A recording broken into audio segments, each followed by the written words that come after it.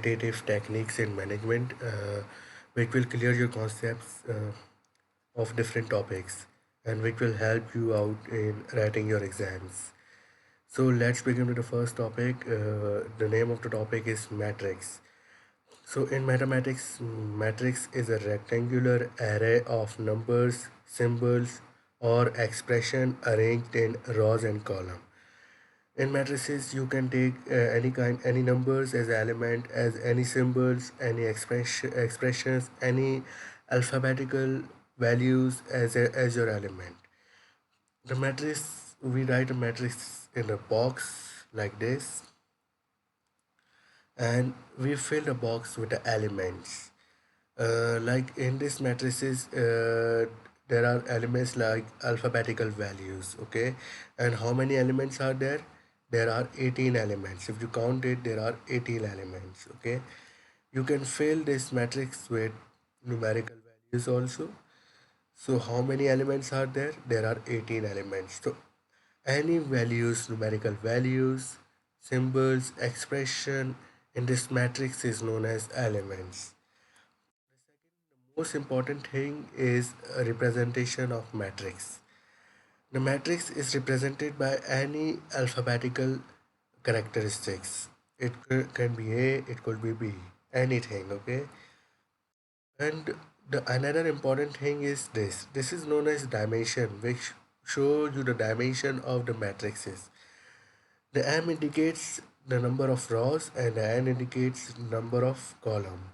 So the horizontal one is known as rows. So how many rows are there? There are 3 rows, okay? And the vertical ones are known as column. So how many columns are there? One, 2, 3, 4, 5, and 6. So let's make a matrix of 3 by 3. 3 by 3 mean that number of rows should be 3 and the number of columns should be 3. The number of rows should be 3 and the number of columns should be 3. So I have made a box to make you clear understand about matrix of 3 by 3, okay? I have filled up this one by numbers, okay? Forget this one right now. Let's suppose this is a matrix A with the element 8, 5, minus 22, 50, 17, 33, 0, minus 8, 50. How many elements are there? 9 elements are there.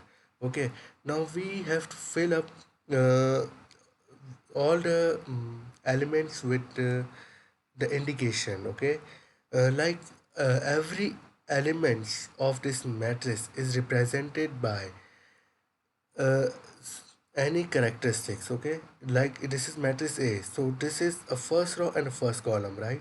So this is matrix A, so it is indicated by A11, okay? Similarly, this should be indicated by, I will write you like this, uh, if this is A11, because this is row 1 and this is column 1, so the element A8 is indicated by A11. The element 5 should be indicated by A1 because this is first row and this is second column. 1, 2. This is first row, this is second column. Similarly, minus 22 should be indicated by A.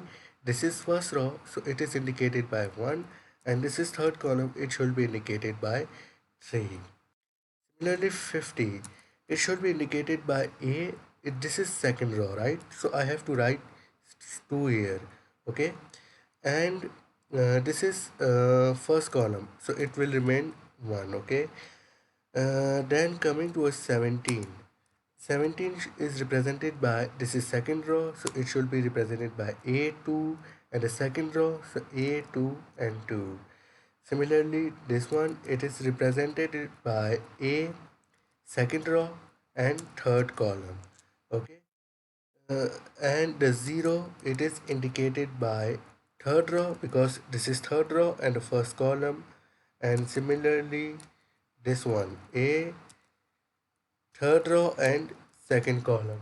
Similarly, 50, A, third row and third column. It is not necessary to write these elements. This is just to make you better understand about the positions of each elements in the matrices. Let's suppose I ask you the question, in this matrix what is the positions of 17? So you will definitely answer me 8 2 2. Okay, this is a superscript. Okay, you can write it on superscript. uh, so after understanding the matrices, this is a clear image of the matrix that I have made you understand in the previous slide. This is first row and first column. First row, the rows are indicated by green. This is second row, this is third row, and similarly the number of rows. And this is first column, this is second column, and similarly go on. So this is the basic definition of concept